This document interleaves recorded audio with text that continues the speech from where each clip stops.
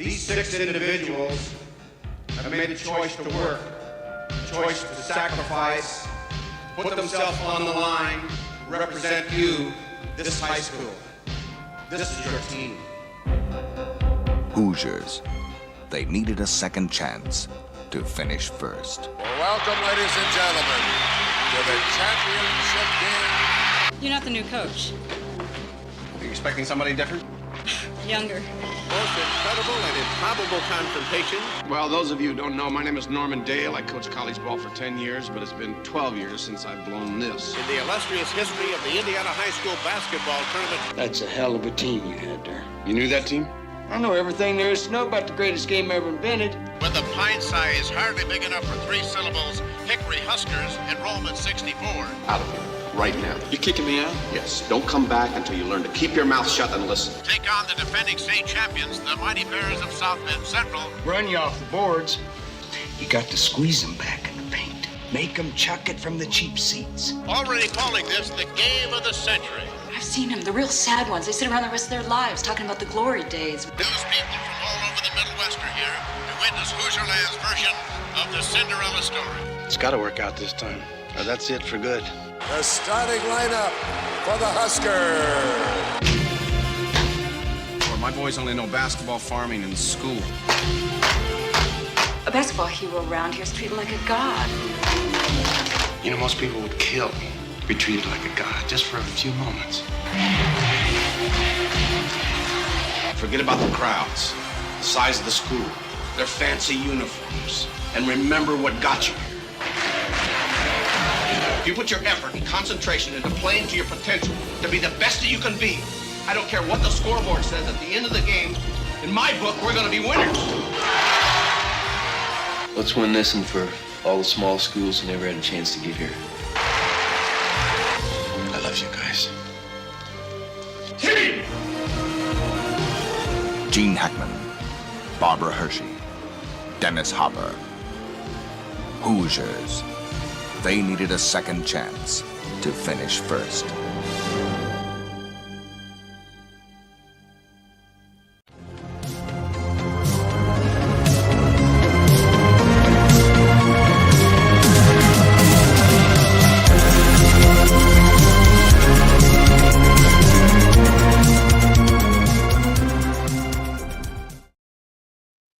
Hello, everyone, and welcome back to the Movie Hero Network. This is Wheel of Movies, episode number 49, and we are discussing Hoosiers from 1986, the basketball drama. I'm not sure where they got the horror trailer voice guy, the sinister trailer guy, to do the voice of that trailer.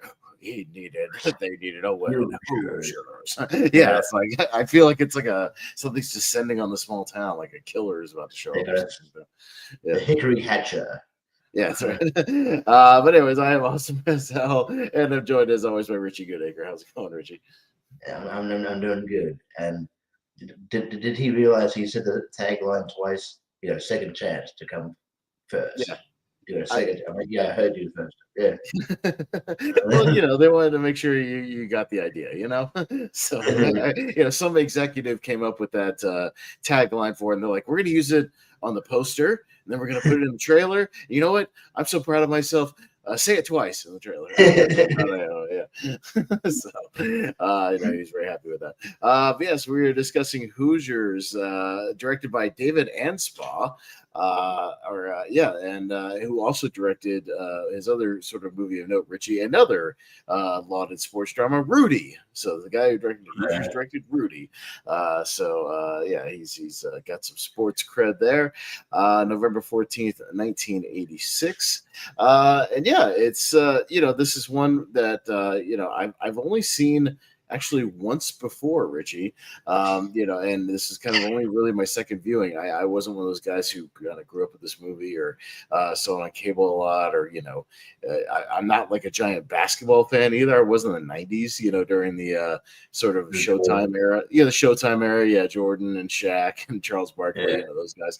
I watched during that when I was a kid, but not much of that. But this time, how about tonight? I'll get into the trivia in just a second. Why don't we talk about, Richie, your history, if any, with this movie? I don't even think I asked you if you'd seen it. I think you said you hadn't seen it, right? I hadn't seen it. This is my first time. But yeah, I'm sort of like you. I'm getting back into watching basketball. I was a big fan in the '90s, but Jordan with like the Bulls and stuff like that, and Shaquille O'Neal, and these larger life sort of personalities, and I guess attracted me to the sport. And like obviously, I play wheelchair basketball like for fitness. So I enjoy basketball, but I haven't really watched it. Never followed it for a long time. You've only just started getting back into it. So, but I sort of like you. I always enjoy like sports movies. So, but this is one that's been talked about a lot, and just had this for whatever reason it's not as available here as I would have thought. I had to actually rent this from YouTube. So, so it's like it's probably why I haven't sit there and watch it. But it's one that pops up a lot. It's like one of the better. It's definitely one of the better it's one of the better basketball movies. So it was definitely a blind spot. I'm glad I filled in. So no, I had bought it on Blu-ray a while back, just kind of blind because I knew I was going to get to it eventually for something. And I did actually. The first time I watched it was when we did over on the Movie Here Network when we were doing our sports tier ranker series, so the different sports genres movies. So when we did our basketball tier ranker, I finally watched it for that. But like for whatever reason, it wasn't like clicking with me. I think it played better this time. I was a little more kind of invested in it. This time, for whatever reason, I was just like half distracted or something. I just wasn't really paying attention. But I've lost track of basketball over the years. I don't watch it a lot, but those like the heyday of like the 90s, I think was just kind of the greatest like decade. Like just like you said, those larger than life personalities, crazy games. Just the finals was always like some powerhouse team versus another powerhouse team, with these monster personalities. It felt like an event, just in the 90s. Like it was a big deal. Like even casual, sports fans were like watching when it'd be like the Bulls and the Jazz. It's Karl Malone versus Michael Jordan. In the finals. You know what I mean? Something like that or whatever. They just seemed like larger than life, man. And that's when I mean, you have like I just think basketball as a franchise just crossed over a lot to other things. Like obviously we talk about wrestling with Karl Malone and Dennis Rodman, but also obviously there's even that movie Celtic Pride. There's also but in the 90s, like basketball was like and they obviously tried to make stars out of basketball players with Dennis Rodman and Shaquille O'Neal. 1996 was Space Jam with Michael Jordan, so that was like right in the middle of his, big being one of the biggest sports stars in the world, right there. So so they definitely they understood that the charismatic the charismatic lives of life personalities in basketball, and they wanted to. I think everyone wanted a piece of the pie, I guess. And like, hey, Hollywood was like, we need to cash in on this. Well, you didn't remember as wrestling fans, we had Dennis Rodman and Karl Malone both in WCW, for a little while. I mean, they were even capitalizing on that. It's funny that WWE never really took advantage of that until much later with like Shaquille O'Neal and stuff like that. Shaquille O'Neal never really had a match. He was going to. Like there was talks about it, but he only ended up having a match in the early days of AEW. There was always talk about him versus Big Show. Never actually got off the ground. So, but I would have thought you'd take advantage of that, considering they're very celebrity oriented. Yeah, no, I mean they probably would jump all over it now, like they are with like Tyrese Halliburton and stuff like that. But let's get into this actual movie. Budget of only $6 million, so a relatively cheap film at the time. Box office $28 million, not as big of a hit as you might have thought, given the movie's reputation. And it was profitable, but not a monster hit. This is one that I think just kind of grew in stature over the years, on video, cable watches, things like that. People kind of coming to it. Mostly probably throughout the 90s, with basketball getting a little bit bigger, with both the NBA and March Madness becoming a bigger thing in the 90s as well, college basketball. So, but still a modest hit. And this movie is inspired by a true story. Again, not like 100% based on the true story. They definitely change, details and player names and whatnot, of course, for and a few things for dramatic effect. But it is pretty much, it's very similar, though. It is inspired by the 1954 Milan Miracle, is what they called it, Richie. So it was Milan High School in Indiana. Yeah, from Milan. Yeah, Santino played basketball with them, and he pulled the impossible. Yes. But yeah, it was a school in Indiana that only had 161 students. So actually, a legitimately small school, kind of like the one in this movie, where they had a very small pool of people to kind of pick from. Much like in this movie, Richie, where they're like, we got like a basketball team of 6 guys, like that's all we got. So, we don't have, like the other teams have, 15, 20 players, they can sub in and out. It's like 6 dudes. Yeah, they can't bench anybody. They have to. I know, and we see that a little bit in the movie when one guy fouls out, like you're kind of screwed, like people, or somebody gets hurt, you're kind of done for. But yeah, essentially, what this movie did is kind of combine 2 real seasons, like the 53 and 54 season, but they won the state championship for real in the 54 season. They had a similar coaching thing, like the Gene Hackman coach here is kind of inspired by the real life coach, who, although they changed a lot of that backstory, the guy who coached the real thing had played ball and was only like 25 when he coached the team. So he's not like, 50. No, he's not like a grizzled older guy. But what they did was they took that story and combined it with the real life Bobby Knight. You probably heard of Bobby Knight, the infamous coach. Yeah, the infamous coach who like hit his players. So that stuff with like Gene Hackman being, basically kicked out of NCAA, for like assaulting a player. They kind of combined it with a little bit of Bobby Knight from around the same time. So that's they kind of mishmashed 2 different stories sorted together. But yes, the actual Milan Miracle, they truly did. This little team played all the way through the playoffs, got to and won the state championship. So that is all true. So this is basically essentially a true story, but obviously with some minor alterations and whatnot for dramatic effects. So and look, I don't really have a problem with that. Like, unless you're touting the fact that it's like 100% a true story. I understand that movies take some liberties for dramatic effect. I get that, like you're just gonna have to do that, whatever kind of makes the best movie or the most drama. If the real story doesn't have enough like drama or something, that's what and it'd be like, if you did it by the book, like, and then nothing much happened at the end. And then this well, and one of the other things that they kind of changed here is that the real life Milan team was actually the heavy favorites going through the entire tournament. They were thrashing their other opponents pretty soundly. There's a Wikipedia of the whole tournament and whatnot. I kind of glanced at it, and they were beating the other teams in the playoffs. So we're not talking about slouch teams. Like, these are the teams that made the playoffs. Beating them 82 to 35, some of them 60 to 25. Even the ones that were so-called close, it was 50 to 38, not even really that close. The actual final game they did play was actually close. It was close to the score we see in the final movie, but it was a defensive battle. It ended up being 28 to 26, a very low scoring defensive game. So something like that. So that one was, but yeah, they did not go into the championship, Richie, an underdog. Essentially, they were actually the favorites going into the championship.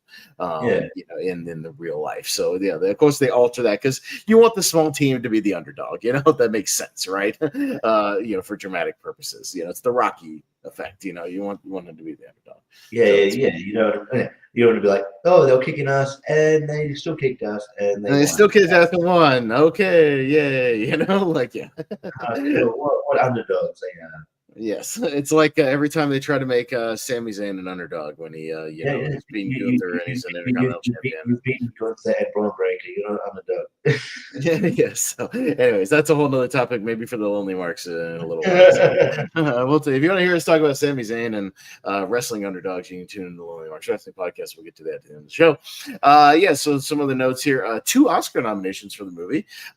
One for supporting actor for Dennis Hopper. Now, Dennis Hopper himself claimed I'm happy for the nomination, but you nominated me for the wrong movie of '86 because he's also in Blue Velvet that year, which is one of his more famous roles.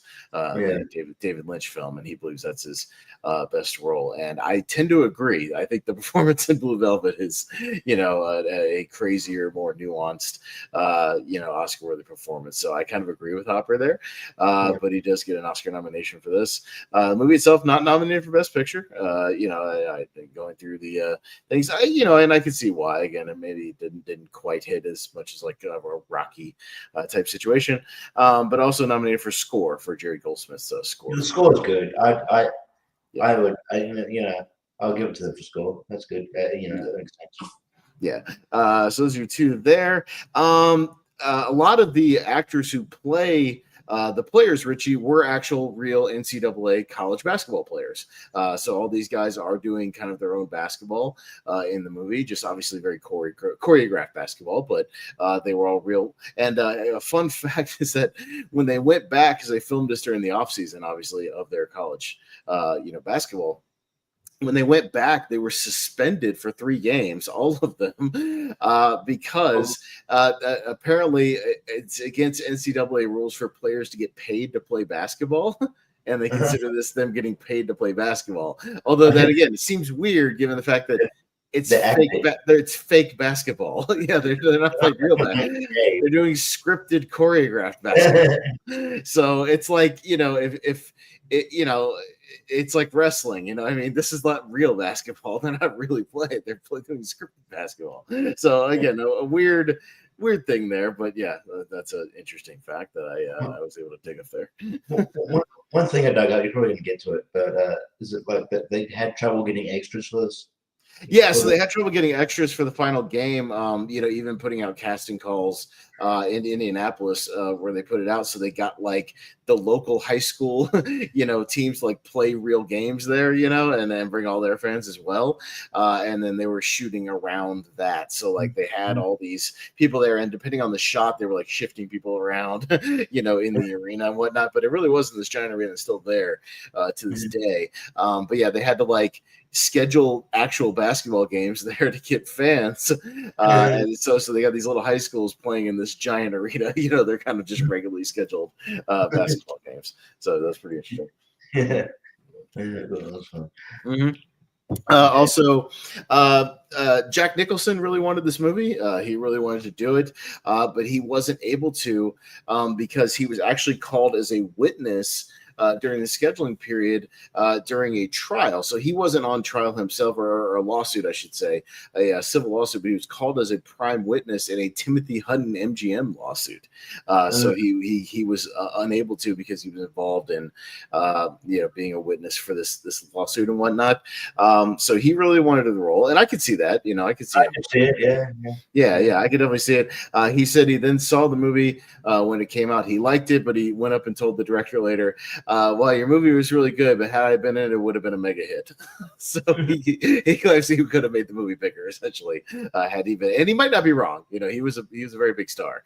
So he's pretty big. He was bigger star than Gene Hackman at the time. So yeah. So it would make sense. I mean, Hackman was a respected actor. I mean, he was already an Oscar winner, French Connection. But he was kind of in a little bit, not like a slump per se, but he hadn't had a big movie, in a long time, probably since Superman. So he was kind of felt like he was in a slump. And Gene Hackman himself claimed out of this movie. He was very contentious with the director, with David Anspaugh. It was a relatively new director. He was very kind of they clashed a lot back and forth. So much so that there was very close to people quitting and getting fired and whatnot. But then when he saw the final product, saw the rough cut, he was like, "Damn, how'd you do that? Nice work." So he appreciated the final product, but he also was joking on set with Dennis Hopper, and Hopper has talked about this as well in past interviews, that they joked that the movie would be a career killer for both of them, which is again odd thing to say. Yeah. Which I don't know why. Dennis Hopper was in 5 movies in 1986. Seemed like he was working plenty. Wasn't Dennis Hopper in Mario Brothers? Yeah, I mean that was later, and again, Gene Hackman, like he was in Superman 4 the next year, which was 100% a worse movie, you know, and he only did Superman 4 because he was passionate about the message of nuclear arms in that movie, of them, you know, the peace and whatnot. But that's a like obviously objectively Hoosiers is a better movie than Superman, you know, and yeah, same with Dennis Hopper. So yeah, it's weird. And Hopper was in, like I said, he was in Blue Velvet this year. He was in Hoosiers. He was in Texas Chainsaw Massacre 2 this year. He was in River's Edge. Like, dude was working. And even Gene Hackman 2 years later, he recovered from Superman 4. He did Mississippi Burning, which he got nominated for an Oscar for. You know, in that movie, and that movie's great. So, you know, like I could get it. Maybe you're doing a what you feel like is a cliche, you know, sports movie or something like that. Maybe you feel like it's beneath you, but I still think he's good in the movie, you know, and he brings something to it. So we'll talk about it. Yeah, it's always.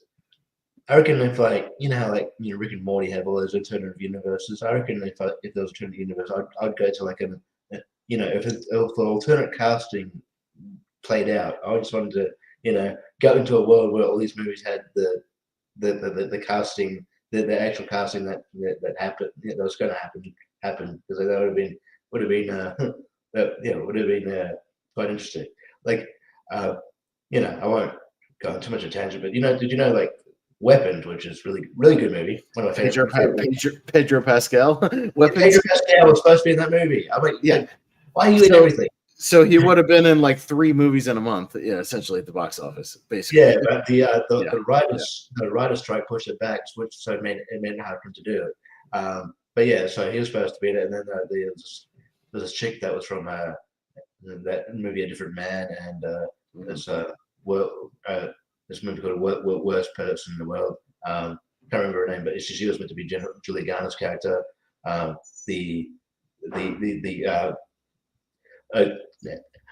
Alden Ehrenreich's character was meant to be Brian Tyree Henry. So you know, it's interesting. It's just interesting how all those things. Well, no, yeah, I would like to go in alternate universe and see like Will Smith playing Neo, you know, in the Matrix, you know, which almost happened.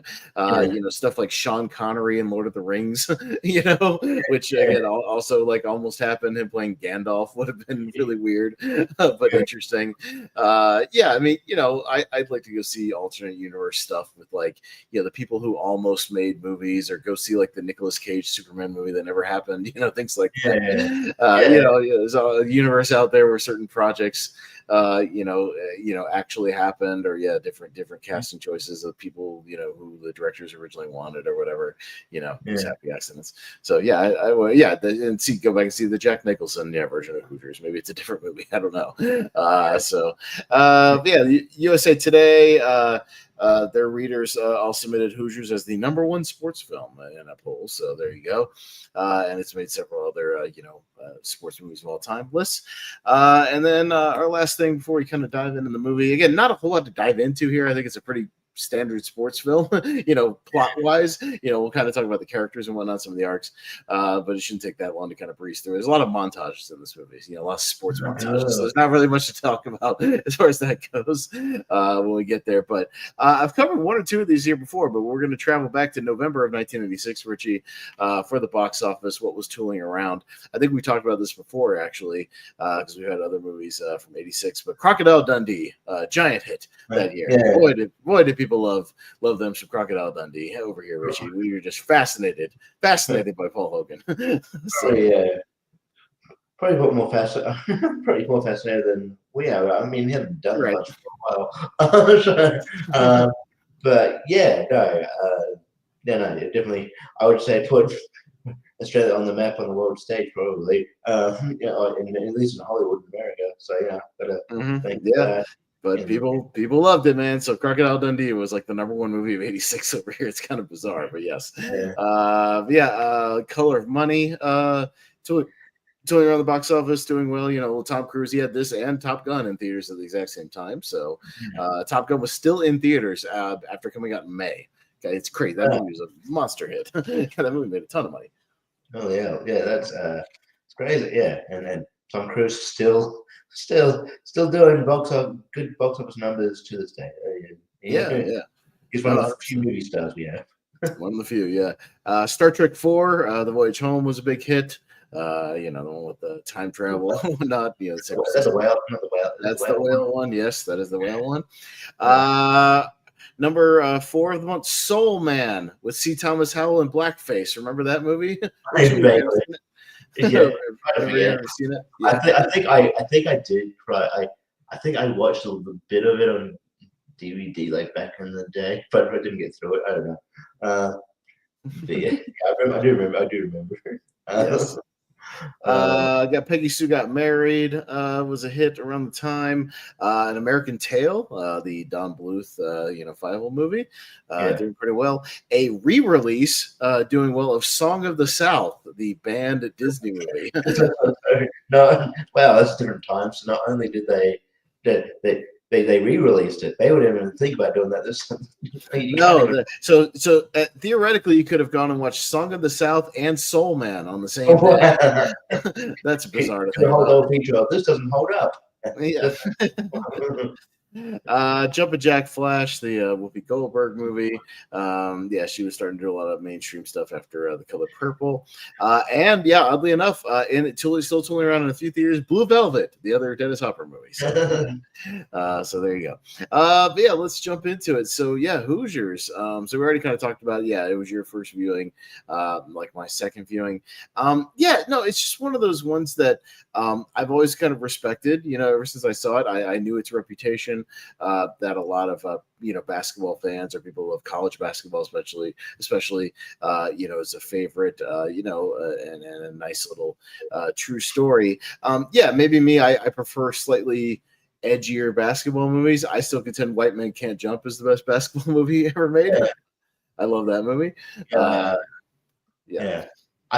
will say, like, watching this, I'm like, man, I now see like a lot of movies have copied the formula of this, haven't they? 100%. Like, this is total, like, again, I somewhat agree with Gene Siskel, like, especially in the 40 years essentially since this movie, we've seen a lot of movies almost exactly like Hoosiers as far as in the formula, like even in the layout of the movie, where it's like, the coach that nobody really wants, because this is exactly in Hoosiers, like the coach that comes in and he wants to change up the whole formula, change everything. Remember the time. Remember the Titans. No, I thought about Remember the Titans a lot in this movie. Like, a lot. It's like a small town. It's high school. Only in that movie, it's high school football. It's not high school basketball, but very similar. Small town where everybody kind of huddles around, the football, basketball team, whatever. Yes, the new coach. Only there's just not the racial angle in this one, essentially. It's still roughly the same time period, actually. So like you got your 50s, 60s type thing. The new coach who changes the formula. And he's on thin ice with all the locals, and the locals, don't want to give him a chance, and they try to vote him out. And there's crooked referees. Remember the Titans? There's crooked referees all over that movie, like all over the place, trying to screw him over, throwing him out of games. And eventually, like, he wins over, the team, and then starts to win over the locals, and then they go on a hot streak, and there's montages of them winning games, and then they, finally win the big game. No, it's the same as Remember the Titans. I was so with you. I was literally about to say the same thing, Richie. It's like the same movie. That's like, oh, this is the Titans. Like, yes. But I do like. I don't know. I feel like the town in this Hickory. By the way, the only resident I have from Hickory is John Reap from. That's kind of standing. Well, and I also thought it was kind of on the nose. It's like, oh, the Hicks from Hickory, you know what I mean? Like, as far as like kind of backwoods kind of hick, locals, you know what I mean? Like, it's weird. It feels like you could have the same cast for Mississippi Burning, which he does two years later, where it's like backwoods Alabama. Like, you could cast the same people in this movie. But I feel like that they were definitely like dicks to him, where it's like I don't. Also, the movie is like, I don't know. They didn't really. They were more. I don't think they cared more about the team basketball as much as like they really obsessed over it. Was it Jimmy? Like they like star power, and it was like, yes. And then it was like, and it didn't really hammer home the point that like this is about team, because they only really, because they did the whole town hall thing where they're going to get rid of him, and then he was essentially fired, and then Jimmy comes in. He goes, "Oh, actually, no, I want to, I want to join the team, but I'm not going to play unless he is reinstated." And so they change their mind. So they're more, and then they start winning when Jimmy starts playing. So it was just like it's not the whole message about like teamwork is a little lost when you're like, we needed Jimmy and we started winning games. We needed this guy because he's the only good player on our team. But, just like, and then but like I don't know. It was just like, and then for some reason like Barber Hershey has a change of heart. Oh, that's another thing we get into. But it was just like, and then they turn on very quickly. Oh, okay, no, Jimmy, we'll have. But they didn't care about the team. They cared about one guy. And they were telling, "What do you want, Jimmy?" No, they were totally ready to vote him out. It was like the vote like wasn't even really close. It was like 68-30 or something. You know what I mean? Like in favor of getting rid of him. But we all love our local boy Jimmy. So if Jimmy's gonna play, sure, give this guy a shot. No, I mean you're not wrong because it's. I think they're just more obsessed with that, and it's not. I don't think it's a coincidence that they were playing like they're not like horrible. Like the kids were okay basketball players. The other team members were, but it's like they get Jimmy, and they go on a win streak. Yeah, big coincidence, right? Jimmy comes in and starts scoring 20, 30 points a game, and they turn it around all of a sudden, right? It kind of like waters down like they're. See this team's good. No, it's like, no, he's good. He's very good, and you guys are all right. It's like I mean, there's got to be examples over the years of like I mean, there's always teams where like there's one star player and the rest of the team, is whatever. Even in the what's that? Yeah, bud. Oh yeah, well, the dog. I just meant like in real life, like actually. True. Yeah, I mean, I don't want to say Jordan because Scottie Pippen was good. Dennis Rodman. No, I mean, a lot of those teams back then had more than one star player. But there's definitely like teams where they commentated might focus on more on one player. Like LeBron. There's always like the LeBrons in LA. A lot of people focus on LeBron. The commentator will talk about the stats of LeBron, or but like I'm a Phoenix Sun fan. When I know he's just recently moved over, but like Kevin Durant, they're like, "Oh, kill Kevin Durant," but I don't think. There's definitely like star players in there, but I don't know if there's like one solo one that's just you're totally relying on as like Clippers here. Yeah, basically. And even that scene reminded me of scenes again in other sports movies I've seen since then. There's a scene in Angels of the Outfield that's the same thing where they're about to fire Danny Glover and the rest of the team is like stands up is like, well, I won't play for anybody but George Knox, like and the other guy's like, I won't play for anybody him either, and all of that just turns it around. It's kind of the same thing. Like I've seen similar scenes in other movies. That's definitely like a sub theme. You talking about Barber Hershey? Yeah, the Barber Hershey stuff. I don't know if I necessarily bought them like getting together. It kind of seemed like she was mostly disinterested in him the entire movie, and then they kiss out of nowhere, and you're kind of like, I don't feel that was earned, like not really at all. And he goes, and he kisses her, and he goes, "I've always wanted, I'll kiss you since the first day I saw you, or something." And I'm like, "Oh, no, I didn't get that vibe. I didn't get that vibe you wanted to at all. I didn't get that. I didn't get that sense that was what you wanted to do. I didn't see that there was a romantic connection. I think it was just like at the time, you're like, there's a supporting woman. You're a dude. You got to get together. Like it was just forced. The one scene that they have like before the scene where they kiss, and there's like montages in between. But I just mean like the last one-on-one scene we've seen between them is when they're shucking like the corn or whatever, and and the last thing she says to him is he's like, oh well, I'm sure lovely one like you had plenty of chances to get married, whatever, blah blah, and she's just like, well, have my things over the years, but I mostly keep my personal life to myself, or like it's clearly a shade at him for like, don't ask me about my personal life, right? That sort of thing. And that's like the last thing we see of them. And then, the next scene they're walking and like, they kiss each other. And then there's not really any follow-up to it. That's kind of the last we see of it, because the rest of the movie is like the rest of the tournament, right? And the playoffs. Yeah. Like she doesn't even like come up to it.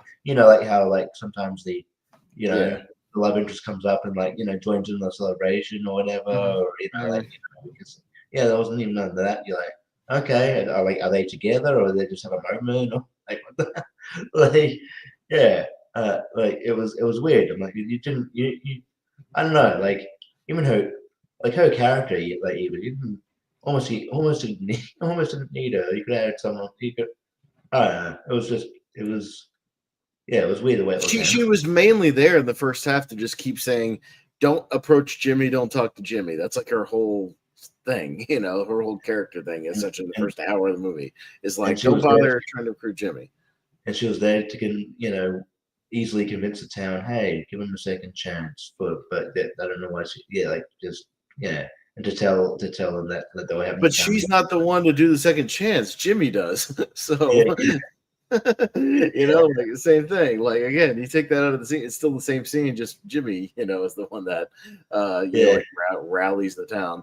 To be fair, David Enspaw has said that his original cut of this movie was like 2 hours and 45 minutes. It was essentially like an hour longer than what it is. And he did say there was like 3 or 4 more scenes with Gene Hackman and Barbara Hershey. There's a couple more Dennis Hopper scenes. So like that, it might have been more fleshed out in a long cut.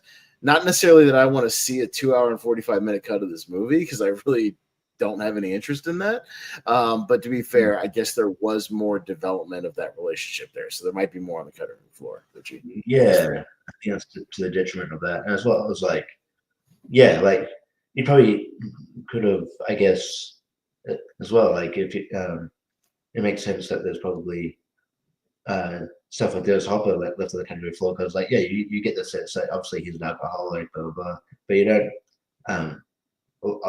A lot of it's just, I feel like a lot of it was just sort of I don't know, like I would have liked to see him get a bit more screen time or what it was, but because it takes him like halfway through the movie to even really start showing up. You see him kind of at the games here or there, just kind of rambling, or kind of half drunk, stumbling in and out of the place. You really don't even get much of Dennis Hopper's like kind of backstory or what's going on with him for quite a while into the movie, until he has like the first thing where he shows up, at Hackman's house and kind of has the scouting report, on the other team, where he kind of tells him, oh, you gotta, watch out for this guy, or you gotta push him to this and make him, shoot from the outside, all the kind of stuff, and Gene Hackman gets, the idea that he knows basketball, or can notice things and whatnot.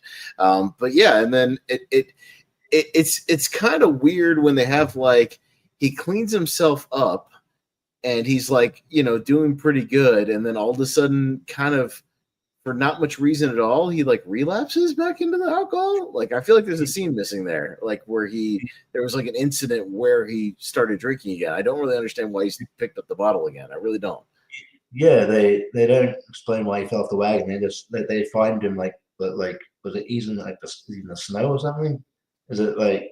Well, that's afterwards. That's after he stumbles back into the game. Remember, like they just say, like all of a sudden they just go to a game. He doesn't show up, and remember he has the thing where he stumbles like into the middle of the game. And he stumbles around, and they have to like take him away. And then like the next thing is like they find him, on like a frozen lake or something, like passed out. But I feel like there's a scene missing there where something happens to make him relapse, and I don't know exactly what it was, because it seemed like he was doing okay from the previous montage, like he was all right. I'm not sure. Like this one, they just want to make you think that like the booze have that much of a stranglehold on him that like even though he's all right, like he can't stay away. But I don't know. It should be more fleshed out, I think. No, and then even then, like, there's not a lot of. I mean, there's like kind of resolution. I guess I guess he gets cleaned up because he's in the rehab center. At the end of that's pretty much where he ends up in the movie is just listening on the game, on the radio. But you don't really find out if like how he did afterwards. Like there's no flash forward or epilogue or anything. With his character, you just assume that him and his kid are fine. They just kind of moved on, I guess. He reconciles with his son, and then they're like, oh yeah, would love to be there and stuff like that. I thought maybe at that time he's like, I would love to be there. And he would maybe do the whole heroic movie thing where he just goes screw it, and then goes to be there. I don't know. But you just sort of you don't know whether he kind of achieves sobriety or whether he stays in that rehab facility or falls back on the wagon off the wagon or sort of just like left open-ended, which again probably a couple of scenes missing there. It would have been nice to get a bit of a closure. So I mean, it seems like we're kind of dunking on this movie. See what I did there. But no, I mean, really not. Like, I don't want to bash the movie too much because I'm really not. Like, these are like I mean, the movie's good. Good. No, the movie's good. I just feel like maybe it could have benefited from an extra. Maybe not an hour, but maybe like 15 minutes. I could have used an extra scene with Barber too and Gene. Maybe a little more, screen time for Hopper. But I mean, going to the positives, like again, I think Gene Hackman is still very good in this movie. I mean, he's being, Gene Hackman. You're always kind of hang on everything. He says all the scenes where, people are confronting him or doing so. He always has that look on his face like he's getting ready to. Say something, profound or come up with a monologue or something like that. He's very good at, kind of you anticipating what he's going to say, and how he's going to respond. So I think he's very good with that. I think the early scenes where he first starts coaching reminded me of Coach Carter a lot also. That was the other movie I was thinking of when watching this. The other guy that comes in and has unorthodox approaches. And then the parents like, what are you doing? No, it's literally the same thing because like he's running these drills. He's more getting them to do like cardio drills, just making sure they don't get tired. Essentially because again, it's a smart strategy, Richie, because they have like 6 players, maybe 7 at their peak, when Jimmy comes back. So I mean, you don't have that you can't substitute as many players. Like your players are going to get tired if you can't sub out. If you don't have at least 10 where you can sub out everybody at one point or another, and give everybody a rest. I mean, they've got 6 plus Ollie, the little kid who can't play very well. The equipment manager, right? Who has a little. I mean, he has a nice moment later where he sinks the the foul shots and then helps win the game. So he gets his. That moment felt very Rudy. Like that felt way Rudy. Like in that movie. I don't know if you've seen Rudy. Have you seen Rudy, Richie? Yeah, I've seen it. I think I saw it once at like at the end of like semester at school. And they they're just like the teacher's like, I don't feel like working. They're distracted. But the Rudy thing, they bring him in, at least in the movie, not in real life. But the Rudy thing, he's little Sean Astin, right? Like with these massive football players, they bring him in for one play and he gets a sack on the quarterback, and that's like his one play, right? And they like lift him up on the shoulders. This felt very similar where it's like, oh, hey, Ollie kind of has to come in because, the other guy, we don't really have a choice, right? So he comes in, he can't really play very well. He gets turnover, whatnot, but he gets fouled. So he's got foul shots and he underhands the foul shots and makes both of them, So, yeah. I'm like, he's like, he does that. And I'm like, and then it gets it in. I'm like, that shouldn't count. I mean, no. Technically, it's not illegal. There was an NBA player, I forget his name, who did it all the way into the 80s. Like, he legitimately, when he would get to he didn't shoot like that normally, but when he got to the foul line, it actually was not an uncommon strategy for some players, Richie, to do the underhanded thing. I think they thought they had more control and, like, from that distance, you could hit it fairly easily underhanded, I guess. I don't know. I guess it's a thing. So, yeah. I don't know. It just looks, but yeah, the fact that he got them in, and I was like, I was like, oh, of course he got him in. And I don't know, it would have been even Even if you just got one in, be like, oh, you tried, like one in, yeah, I about that. Oh, so it's cute. You got one. Yeah, Yeah. it's cool. But no, but you got both in. Come on, you established he's not very good, and you have to get both in. Come on. Well, he does airball the first one that he gets, so at least they try to address that a little bit. But yeah, I mean, there's those moments that again that are fairly, predictable. Like I said, there's a big chunk of this movie in the middle where they kind of montage their way through a lot of, games, especially once they start get Jimmy back, and they like get Jimmy back, and it's like, all right, hey, Jimmy's here, Richie, so let's cue the winning streak montage, right? Yeah, look at the score. Look at the scoreboard go up. Yeah. Whee, there it goes. Yeah. It's like remember the Titans. Remember the Titans when they go on the winning streak, right? And they're perfect. And they even do a similar thing where like remember the Titans. They're cutting back and forth from like the game to them like getting the free food, at the restaurant. It's the same thing here. It's like they win the games, they get the free haircuts at the barbershop. They're like, they're all getting like celebrated. The town's going crazy. They're in the parade. Like I was astonished at how close this is to remember the Titans. Somebody from Hoosiers should sue the Disney. Like it's almost that close. It really is. I was just disappointed because I was like, I really like Remember the Titans. I think it's really good, but then I'm like, I might like it less now because of how they rip off Hoosiers like almost beat for beat. Yeah, it's kind of crazy. Because again, I've seen Remember the Titans a whole bunch of times, because we had it on video when I was younger. So like that movie got on a lot of play. I know that movie very, very well. And God, I was watching this movie and I was like, oh, like again, I don't blame Hoosiers because Hoosiers came first. I'm just saying, like, Remember the Titans. I was like, damn. Who is it? The same writer? Like, what the hell's going on? It's like, damn, like what?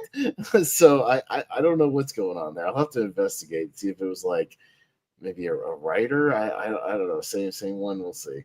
I was gonna look up the actual writer of Remember the Titans.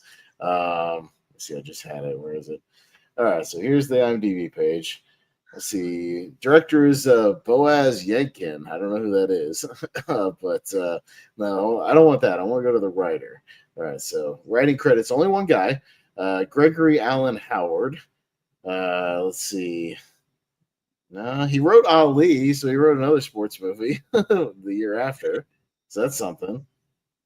He's only written 4 things. His first thing was Remember the Titans. So. Okay, but he definitely watched Hoosiers. He's definitely watched. I would imagine he watched Hoosiers. It seems very likely, yes. I was kind of stunned. But yeah, again, the basketball scenes are well done. They're well choreographed. They actually know how basketball works. So that's good.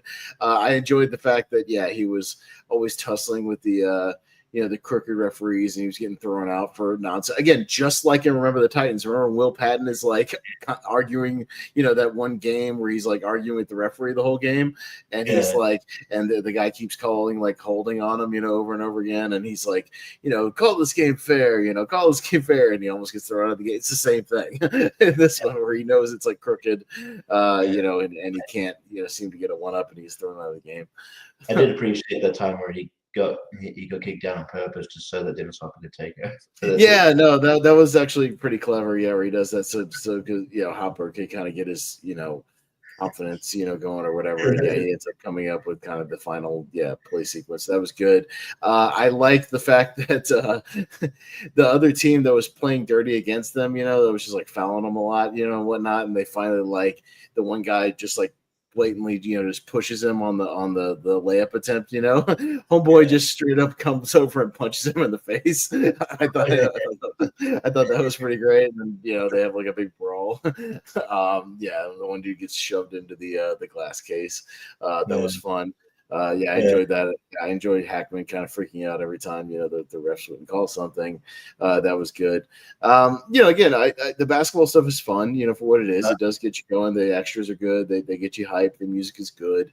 It's well done. I'm not complaining about that at all. Like it's all very, very good. It's just like, exactly where it's going. Unfortunately, I kind of agree with people. It's like, we know where this is going. I like how late. I mean, I'm glad you can tell, I don't blame the was it who's the guy again that wasn't very good that got the free throws? The Ali kid, I think his name was Ali.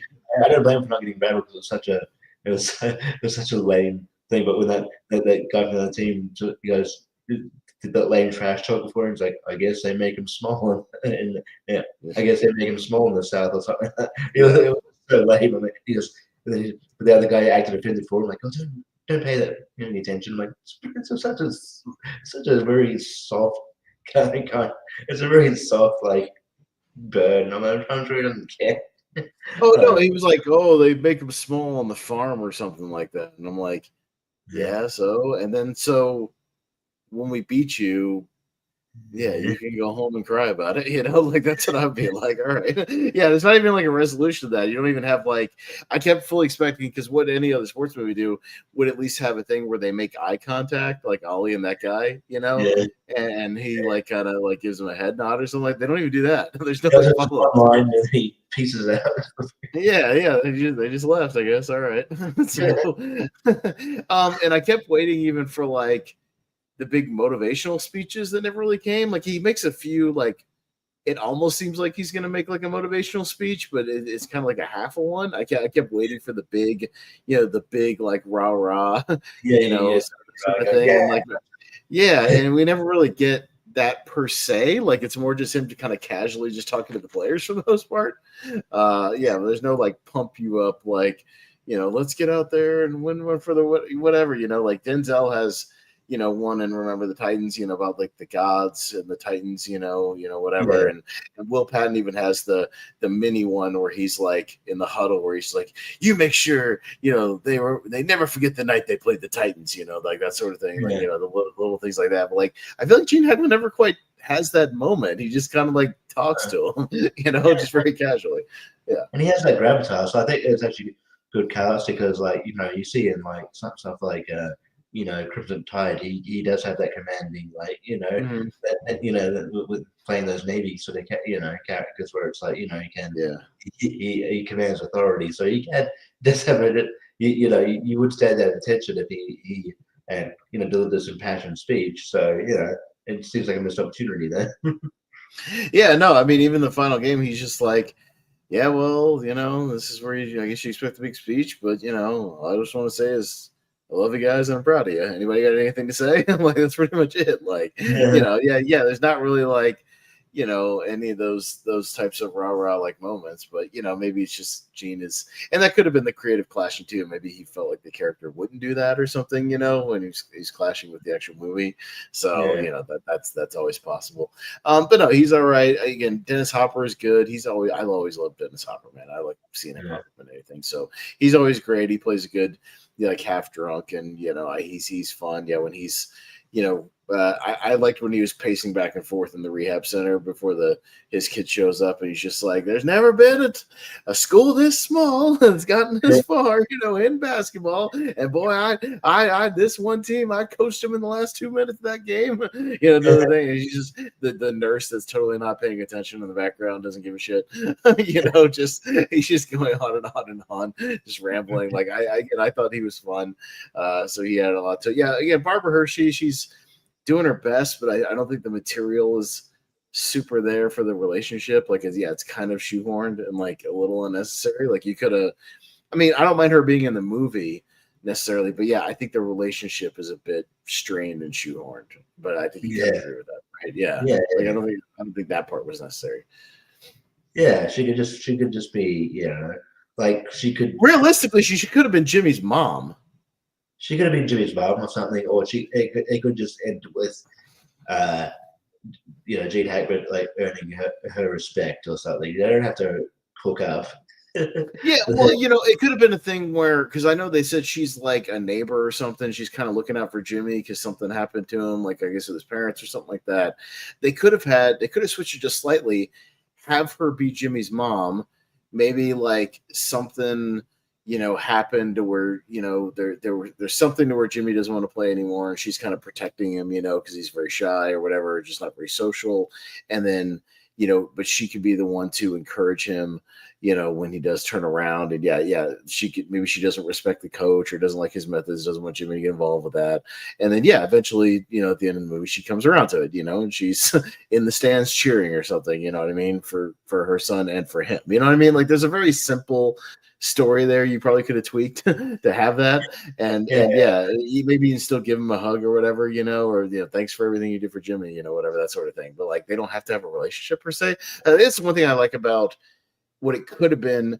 Do you remember in Rocky Balboa where it's like the little Marie character that comes back and she gives them the speech about fight the fighters fight thing, fighters fight, you do what you got to do and go out there, but they don't have a relationship. She's just kind of there, for like moral support, right? Like you could have something similar to that. I feel like it would have been just. I think I was more like, especially of that around that time period, but you still see it now and again where it's like, oh, there is a there's a lady in the lady playing a supporting role that we've got to make her a love interest somehow. Where it's like, no, she can just kind of it's not real life. She could play a role with it as life somehow. It doesn't have to be a love interest, but movies tend to have to do that. It's like, no, there's a man here, there's a figure, you got to connect them. So no, but yeah, I like how I think in movies like these days it's not necessarily they don't necessarily do that. So like, but yeah, so. Yeah, I think I think she would have been better used as just like the mother of Jimmy or so like that who could earn the respect who eventually comes around to the idea but of him coaching and but I don't know, it was, but I've overall, I thought again she did a good job with. I mean, she did a decent job with what she was given. So yeah. Yeah, no, I mean, I don't have a lot more else to go into. Again, the movie's very, just like sports heavy. Again, we talked about kind of the similarities between this and, other sports movies that would follow it. But, again, I feel like it sounds like we've been trashing the movie. The movie's good. Like it's good. Well, it's well done. It's well crafted. It's well directed. Yeah. It's well scored. It's well acted. Like I can't trash any of those departments. I think, we might just be agreeing with the sort of predictability or, wanting to see a few more of the character arcs kind of fleshed out, that sort of thing. But as like a get you going, if you're looking for a sports movie, where you can cheer on the team as they, get the victory in the end, you know what I mean? You like that kind of stuff. It's about as good as you're going to get, you know what I mean? As far as that goes, it's going to give you what you want it to deliver. It's going to deliver, Yeah, if you like definitely follow the same beats as sports movie. There's definitely a reason why that formula works. So, if you're into that and it's an easy watch, I don't blame you if you want to check that out. It's a harmless, decent movie. I can see why people it really hit.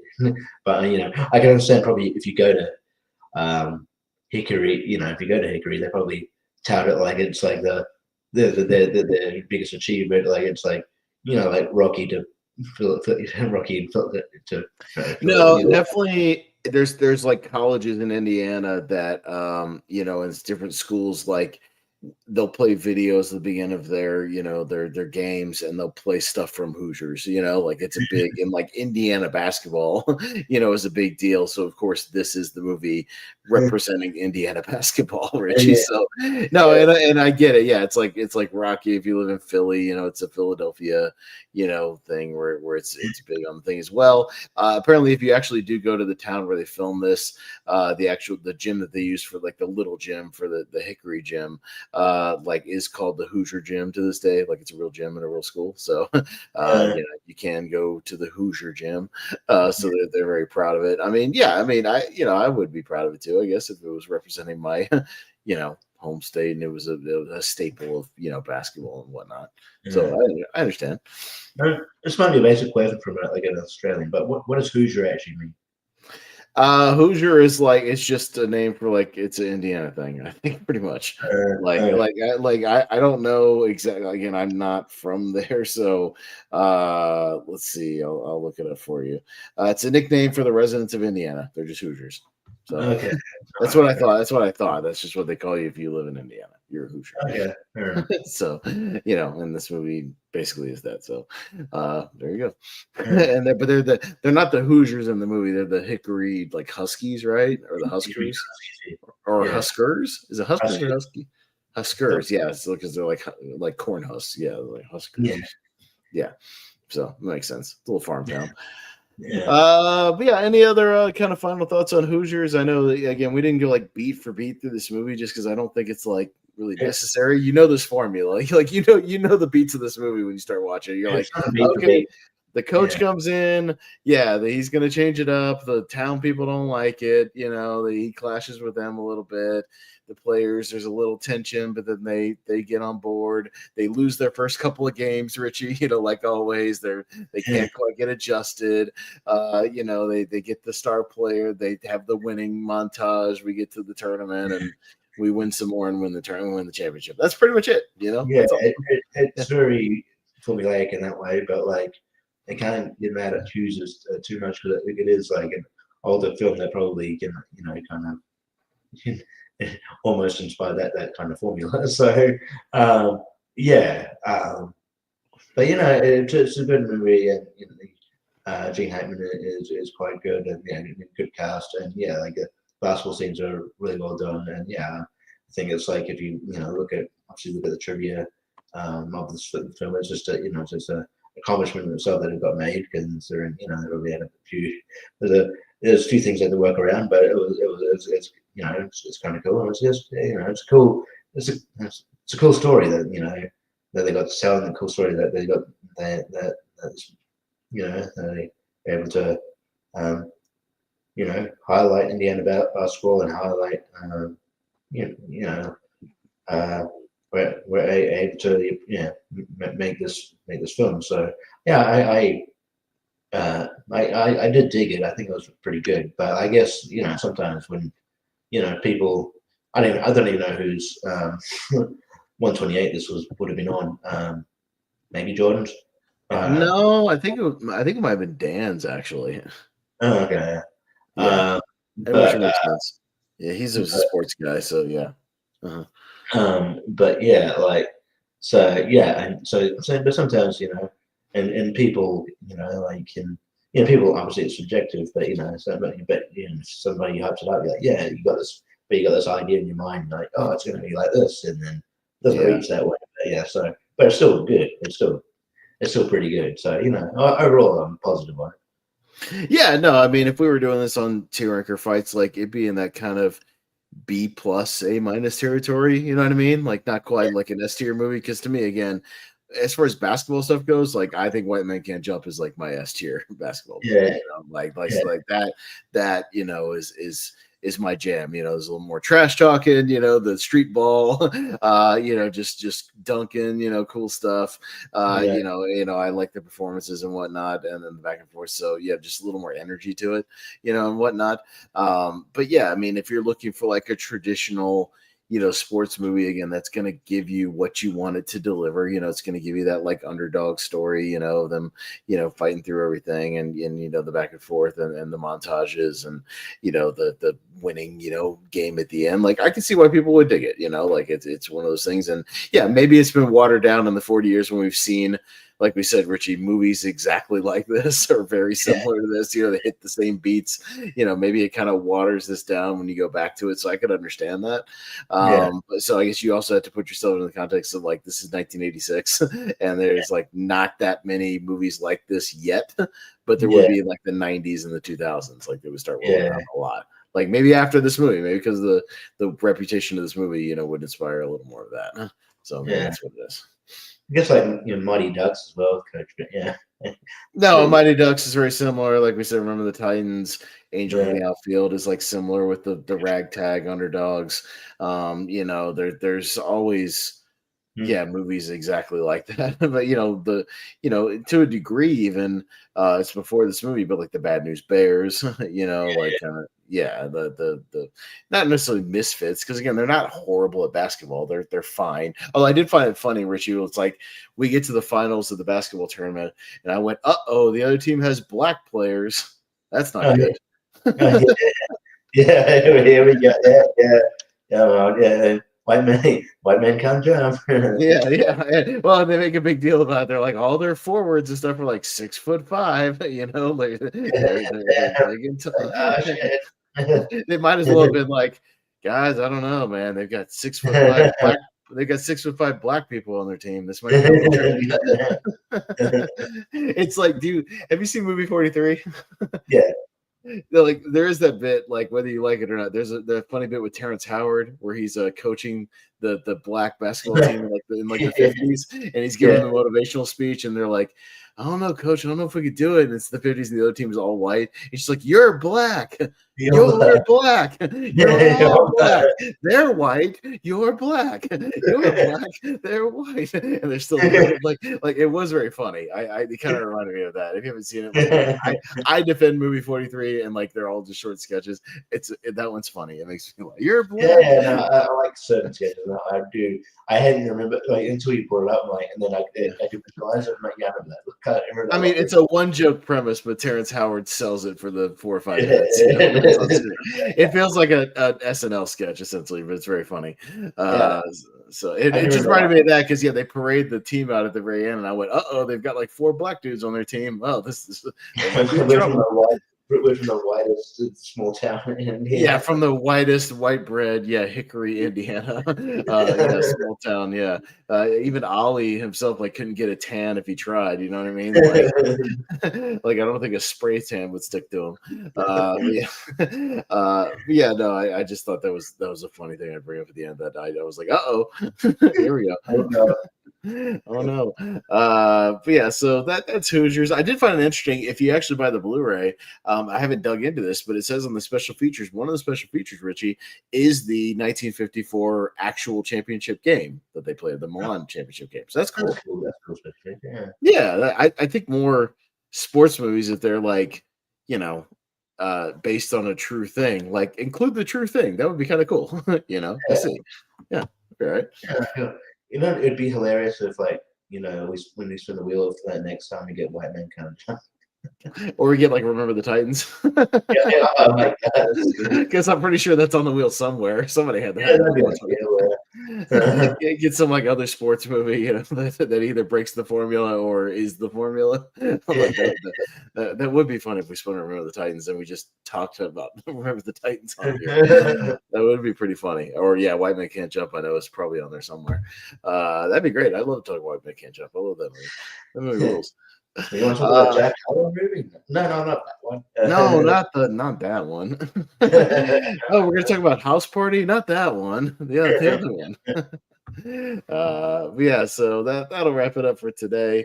Again, Hoosiers is a thumbs up. I know it sounds like we're kind of nitpicking, but again, it's probably more because of all the stuff that came after it, than what it is. So it feels like I've seen this movie, even when I hadn't really seen this movie that much. I don't blame Hoosiers. It's a solid movie. If you love it, I totally understand. It's one of those especially if you're a gigantic basketball fan and you just love a good basketball movie. Hey, it's a good basketball movie. I can't deny you that. So good stuff. So we'll see what we spin next time. Maybe it'll be Remember the Titans. That would be fucking hella ironic. But we'll see. We'll find out tomorrow night. We'll probably spin the wheel after tournament fights tomorrow night. So we'll see. But Richie, anything you want to throw out there? What you got going on? Just let me mark here in a bit. Just going over news. First, fantasy update for AEW. Someone did pretty well. Other than that, trivia when I can, and just all around this place, talking about 5-tier ranker when I can, and just whenever you can find me, I'm around. Yeah, for sure. And as far as on my thing, obviously, I'm here on the Movie Hero Network hosting or hosting a lot of stuff such as this Wheel of Movies here and tournament fights, tier ranker fights. We're going to do recast in about 2 weeks. We're going to cast some of the original Star Wars trilogy, do a recast of that. So that should be fun. Kind of an amalgamation of characters because we're going to throw in Lando and and Emperor Palpatine, stuff like that. So basically the main characters from the original trilogy. So that should be fun. We're gonna do that. Our drinking game this weekend. Me and Wolfman over at Mega Movie Z on his channel. They celebrate the re-release of Jaws in theaters that they're doing for the anniversary. We'll be doing a much lesser beloved shark movie. We'll be doing Shark Night 3D. Directed by David R. Ellis, who directed Final Destination 2. So, what a misstep. Well, Final Destination 2 is one of the better ones, and then you go do Shark Night. Well, he was on the downturn here because he also directed The Final Destination. So, he had two bad 3D movies in a row. So, yeah, this is not he was on the downswing here.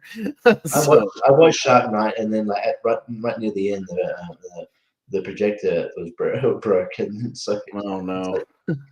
I'm like, save me. Well, so, yeah, well, it's like when that happens during a bad movie, I think at that point you're just like, nah, am I really gonna come back and watch this again? Nah. It's like when me and my girls, we saw Love Hurts, the Ki Kwan movie from this year, and that movie stinks. And the projector, like, in the last 20 minutes started doing this weird stutter step, like where it was like out of sync or whatever. But like at that point, we just didn't give a shit. Because if the movie was good, we would have said something. But at that point, who cares? No. I've got it here, by the way, on DVD because I wanted to have an opinion on it. So I picked it up the other day. Oh, all right. So that's mostly what I got. Yeah, Lonely Marks Wrestling Podcast. I'll link it in the Movie Hero Network Facebook group. We'll just be doing kind of a catch-up casual show, just catching up on some news. We've got to talk Karrion Kross. We'll talk some more of the streaming service. The what? Yeah, did we do the ESPN deal? No, we did. We talked a little bit about that last week. They've got a few more, tidbits about it. We can kind of touch on a few things, but we got a few things we can touch on. Pettiness. We'll talk about that. WWE's pettiness. They've got 2 more pettiness things possibly coming up. So we'll talk about that. And then we might have a little time. Might play some Wrestler ABC games. So we might play a little bit of that because Jacob's not going to join us tonight. So we just got kind of a casual show. So we'll be doing all that. We don't know what we're doing next week yet. We usually spin the wheel kind of the day or two after the show. So that's what we'll be doing, and we will let you guys know. I think that'll wrap it up for tonight. So as always, Richie, appreciate you joining me. Thanks so much. And I've been Austin Pez Howell, and we'll see you next time for episode 50. 50 episodes already. Isn't that bizarre? That's kind of crazy, right? Episode 50 of Wheel Movies in 2 weeks. We'll see you guys next time. Bye.